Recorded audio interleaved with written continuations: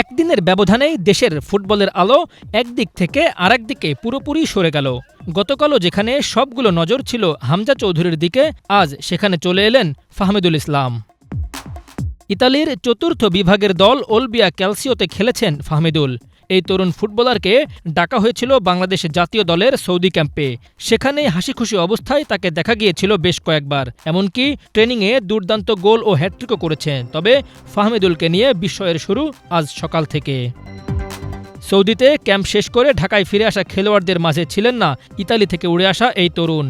জানা যায়, তায়েফ থেকেই সরাসরি ইতালি ফিরে গিয়েছেন 18 বছরের ফাহমিদুল। এতদিন ফাহমিদুলের স্তুতি গেয়ে এক সপ্তাহ অনুশীলন করিয়ে এখন তাকেই জাতীয় দলের জন্য যথোপযুক্ত মনে হয়নি ক্যাব্রেরার।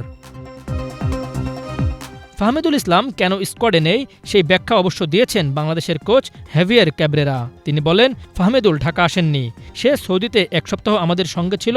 সে মেধাবী খেলোয়াড়, তবে আরও কিছু সময় প্রয়োজন। এই মুহূর্তে অন্যান্যরা তার চেয়ে বেশি প্রস্তুত, তাকে আরও বেশি সময় দেয়া প্রয়োজন।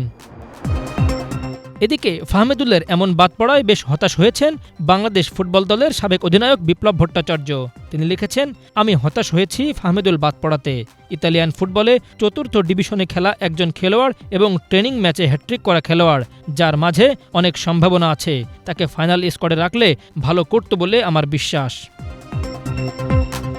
আগামী বৃহস্পতিবার সকালে বাংলাদেশ দল ভারতের শিলংয়ের উদ্দেশ্যে দেশ ছাড়বে। ফাহমিদুল ইতালি চলে যাওয়ায় প্রাথমিক স্কোয়াড এখন 30 থেকে 29-এ দাঁড়িয়েছে। এছাড়া দলে আছে ইনজুরির সমস্যা। 23 জনের স্কোয়াড করা এখন ক্যাব্রেরার জন্য বেশ বড় চ্যালেঞ্জ।